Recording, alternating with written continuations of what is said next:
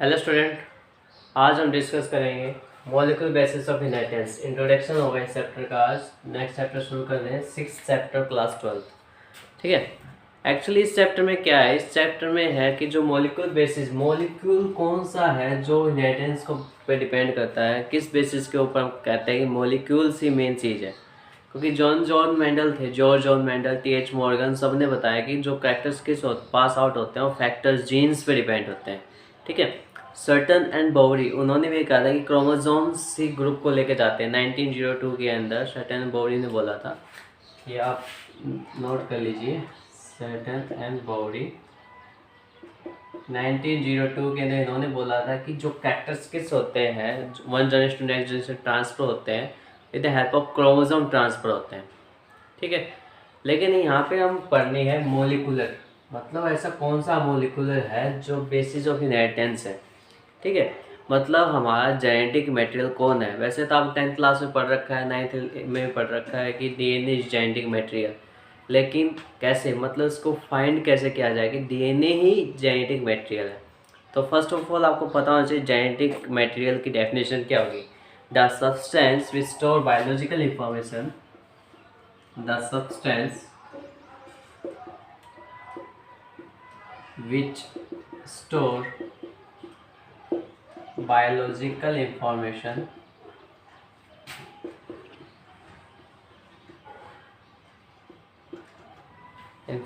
in a coded form,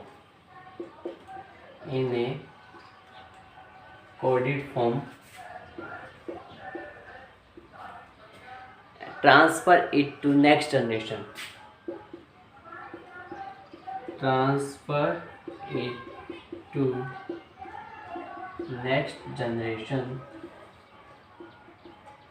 ठीक है, and cause its expression in the offspring,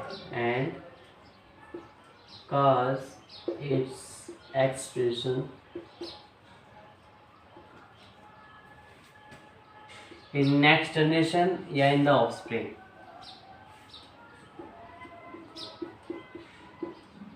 ठीक है, is called genetic material।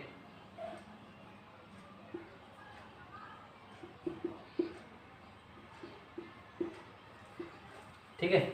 तो जेनेटिक मटेरियल आपको डिफाइन हो चुका है। क्या है जेनेटिक मटेरियल? कि the substance which store biological information in a coded form. ठीक है, कोडेड फॉर्म में रखे and transfer it to next generation cause its expression in the offspring is called genetic material.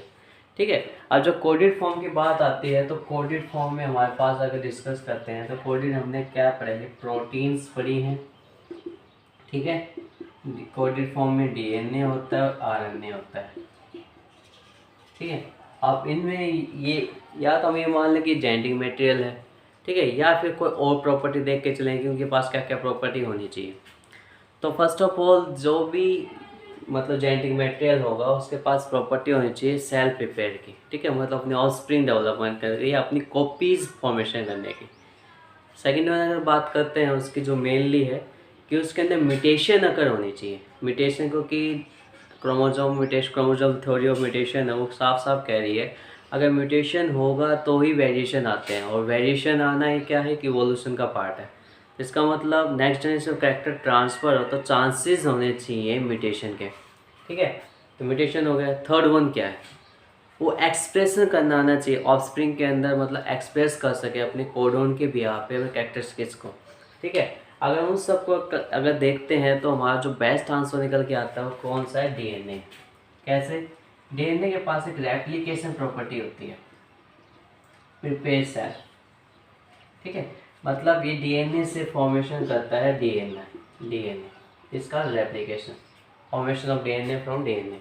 ठीक है। नेक्स्ट वन, इसके पास मतलब mutation chances होने के चांसेस होते हैं, बिल्कुल होते हैं। जब सिस्मेटा फॉर्मेशन होता है तो उस टाइप में जो मेन जो क्रोमोसोम्स की क्रोमेटिन होते हैं, हेटेरोक्रोमेटिन यूक्रोमेटिन, उनको जब बाहर निकालें न्यूक्लियोसोम के अंदर क्रोमोसोम देखेंगे यूक्रोमेटिन और क्रोमेटिन, हेटेरोक्रोमेटिन यूक्रोमेटिन। अब उनके अंदर देखते हैं जो स्मॉलर यूनिट अगर बात करते हैं तो न्यूक्लियोसोम्स के अंदर क्या प्रेजेंट होता है, डीएनए प्रेजेंट होता है हिस्टोन प्रोटीन के साथ। तो डीएनए ही लास्ट मतलब सबसे छोटा मॉलिक्यूल मानते हैं। इसके छोटे भी हैं डीएनए से पार, लेकिन वो क्या है, कोडॉन है।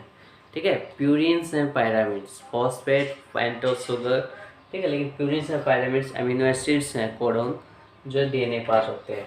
ठीक है, तो म्यूटेशन भी अगर होगा इसके अंदर, क्योंकि फ्रेम शिफ्ट म्यूटेशन में क्या था, केवल एक जो प्यूरिन पायरामिड्स का जो मतलब उल्टामिन की जगह जब हमारा क्या आ जाता है वेलिन, उससे हमारा क्या हो जाता है फ्रेम शिफ्ट म्यूटेशन हो जाती है, मतलब पॉइंट म्यूटेशन होता है। ठीक है, और सिकल सेल एनीमिया में क्या हो जाता है, ऐसे इस डीएनए हो गया। अब डीएनए के पास एक प्रॉपर्टी और वो एक्सप्रेस कर सकता है इटसेल्फ। कैसे, डीएनए से फॉर्मेशन करेगा ये आरएनए। ठीक है, और आरएनए से फॉर्मेशन करता है ये प्रोटीन, मतलब अपनी जो फंक्शनिंग प्रॉपर्टी वो शो कर सकता है। डीएनए से आरएनए ट्रांसक्रिप्शन बनेगा, और ट्रांसक्रिप्शन से क्या करेगा, ट्रांसलेशन। ठीक है, तो मतलब जो भी अपना काम करवाना प्रोटीन के फॉर्म में करवा सकता है, आरएनए के फॉर्म में करवा सकता है, अपनी प्रॉपर्टी को एक्सप्रेस कर सकता है। ठीक है, और अगर देखा जाए तो डीएनए जितनी भी सोमेटिक सेल होती है उन सब में प्रेजेंट होता है। ठीक है, जितने भी न्यूक्लियस पर जो मतलब एक बॉडी, ह्यूमन बॉडी के अंदर जितनी भी सेल में न्यूक्लियस है, न्यूक्लियस के पास डीएनए है। ठीक है, चाहे वो सोमेटिक सेल हो, चाहे वो सेक्स क्रोमोसोम वाली सेल हो। ठीक है, कोई भी दिक्कत नहीं है उसमें, सभी के अंदर क्या प्रेजेंट डीएनए होता है। ठीक है, इसके अंदर जो रेप्लिकेशन पावर है वो भी फास्ट होती है, जल्दी से एप्लीकेट कर सकता है। ठीक है, ये सेमी कंजर्वेटिव मोड होता है। सेमी कंजर्वेटिव मोड का मतलब क्या है कि जो नेक्स्ट जनरेशन में ट्रांसफर करेगा, तो जैसे मान लिया 2 पेरेंट्स है तो दोनों के कैरेक्टरिस्टिक्स से मिलकर भी एक डीएनए फॉर्मेशन कर सकता है। ठीक है, ये रिपेयर इटसेल्फ, खुद को रिपेयर कर सकता है। अगर मान लो किसी मैकेनिकल इंजरी हो जाए, कुछ डीनेचुरेशन हो जाए, टूट जाए ये डीएनए, तो खुद क्या कर सकता है, प्रिपेयर कर सकता है अपने आप को। फिर ये सब तो इसकी प्रॉपर्टी हो जिसके व्याप हम कह सकते हैं। लेकिन जो 1940 तक मान के चलते थे, 1940 तक कि जो डीएनए है, सॉरी प्रोटीन है, वो भी जेनेटिक मटेरियल है। ठीक है, अब ये किसने जो थ्योरी, एक थ्योरी आती है, मतलब जिस थ्योरी के हमारी जो थ्योरी थी ग्रिफ्थ की थ्योरी, उन्होंने बताया कि जो प्रोटीन नहीं है भाई, मतलब प्रोटीन के साथ डीएनए मेन है, मतलब जो one generation to next generation transformation होता है जेनेटिक मटेरियल का। ठीक है, वो किस रूप में जाता है, डीएनए। तो उसका एक्सपेरिमेंट अभी करते हैं इसमें। Griffith experiment 1928। ठीक है, ग्रिफ्थ एक्सपेरिमेंट किया गया था जिसके द्वारा पता लगाते हैं कि जेनेटिक मटेरियल कैसे ट्रांसफर होता है और किसकी इन्वॉल्वमेंट होती है। ठीक है, इन्होंने क्या किया कि मतलब स्ट्रेप्टोकोकस बैक्टीरिया जो निमोनिया काज करता है उसका डिप्लोकोकस फॉर्म ले लिया। ठीक है, और उसके अंदर एक को कवर अप कर दिया with the polysaccharide capsule. Virulent जो था, ठीक है, कौन सा वायरुलेंट था, जो वायरलेंट था, जिसको पॉलीसैकेराइड कैप्सूल के साथ क्या कर दिया, कवर अप कर दिया। ठीक है, और वायरलेंट कौन सा था हमारा, एस टाइप। ठीक है, एस टाइप जो डीएनए था उसका मतलब क्या, वायरलेंट बैक्टीरिया था जिसको पॉलीसैकेराइड कैप्सूल के अंदर पैकअप कर दिया। दूसरा कौन सा था, रफ स्ट्रेन वाला। ये कौन सा था, स्मूथ स्ट्रेन का। ठीक है, और एक हमें फॉर्मेशन किया रफ स्ट्रेन का। ठीक है, जिसके पास वायलेंट करेक्टर प्रेजेंट नहीं था, वो क्या था, आर स्ट्रेन। ठीक है, या आर बैक्टीरिया, जिसको आर टाइप बोल सकते हैं। इन्होंने क्या किया, पहले रफ स्ट्रेन ऑफ निमोनिया, जो निमोनिया कोकस जो बैक्टीरिया था, रफ स्ट्रेन। ठीक है, रफ स्ट्रेन के पास वायलेंट करेक्टर नहीं था, वायलेंट करेक्टर के पास क्या था, अब्सेंट। इंजेक्ट किया एक माइस के अंदर।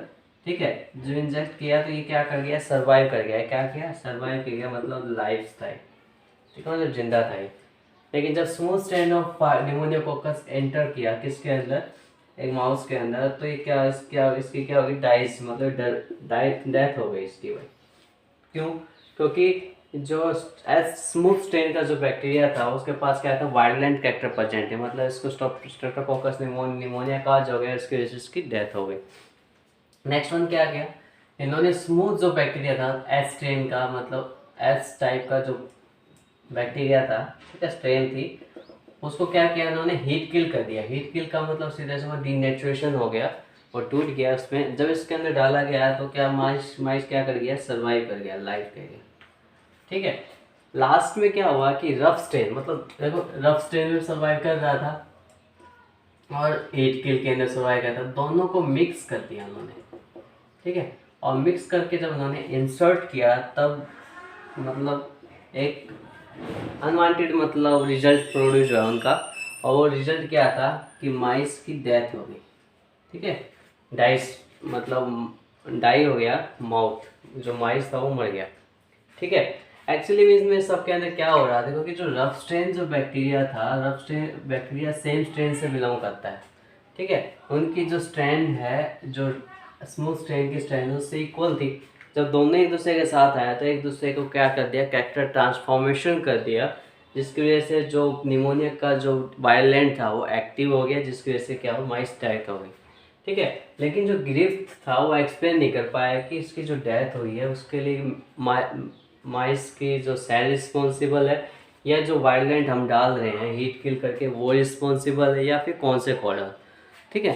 तो फिर उसकी इसकी जो प्रॉब्लम है वो दूर की किसने की, एवरे ने किया, और उसके कुछ फ्रेंड मतलब कलीग्स थे।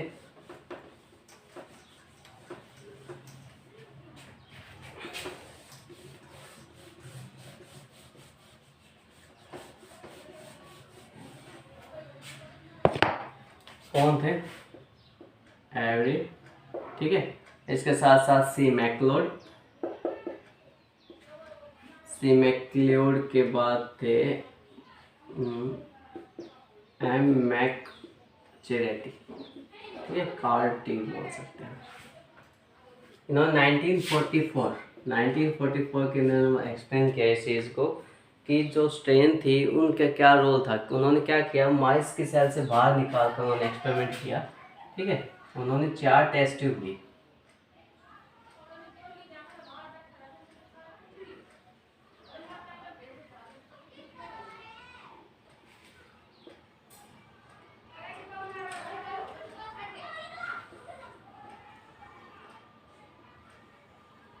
उन्होंने अलग अलग कंडीशन प्रोवाइड की। जैसे फर्स्ट कंडीशन के अंदर क्या प्रोवाइड किया उसके अंदर, कल्चर के अंदर, ठीक है। ये सभी कल्चर के अंदर थी, मतलब इनके पास आगा सॉल्यूशन था ताकि बैक्टीरिया ग्रो हो सके। यहाँ पे उन्होंने क्या लिया, आर स्ट्रेन ली, ठीक है, आर टाइप बैक्टीरिया लिया,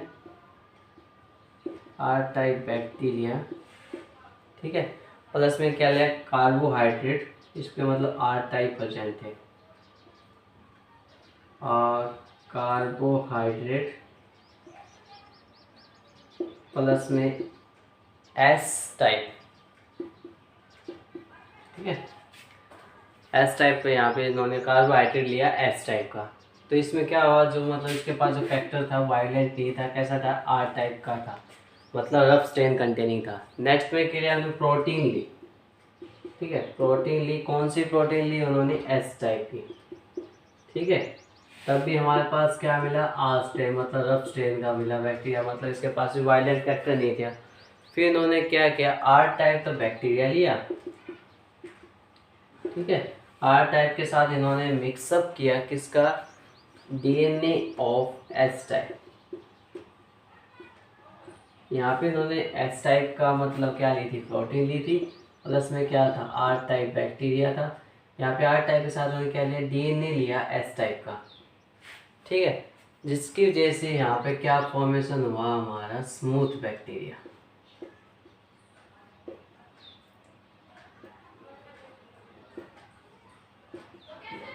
ठीक है। मतलब बोल सकते हैं एस टाइप बैक्टीरिया यहाँ पे फॉर्मेशन हुआ। इसका मतलब इसके पास क्या था, वायलेंट फैक्टर था, अगर ये किसी में डालते हैं तो उसकी डेथ हो जाएगी, माइस का जैसा एग्जाम्पल लिया। लास्ट उन्होंने क्या लिया, DNA of S type bacteria लिया, ठीक है। किसका लिया, DNA of S type bacteria, plus में उन्होंने क्या डाला, न्यूक्लियोसाइड डाला, डिऑक्सी राइबोन्यूक्लियोटाइड डाला उसमें, डिऑक्सी राइबोन्यूक्लियोटाइड, ठीक है। मतलब डीएनए डाला, लेकिन वो बैक्टीरिया का मतलब जो स्ट्रेन बैक्टीरिया था उसका नहीं था, डिफरेंट था। तो इस केस में भी क्या है, हमारा जो स्ट्रेन मिली वो क्या मिली, आर टाइप रफ स्ट्रेन मिली, मतलब ये भी इन्फेक्टिव नहीं है। इसका मतलब साफ साफ है कि डीएनए के पास ऐसे कोडोन प्रेजेंट हैं जो ट्रांसफॉर्मेशन होते हैं one generation to next generation. अब ट्रांसफॉर्मेशन की बात आई है तो ये भी आपको पता होना चाहिए, ट्रांसफॉर्मेशन, ठीक है, ट्रांसफॉर्मेशन क्या, it is a permanent inheritable, it is permanent and inheritable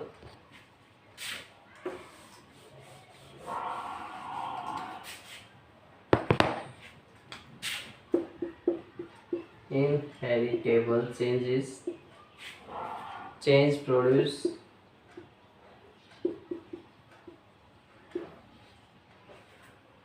ठीक है, it is permanent inheritable change produced in one strain of bacteria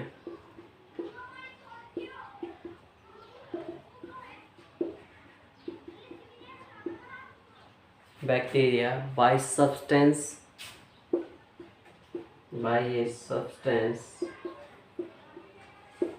isolated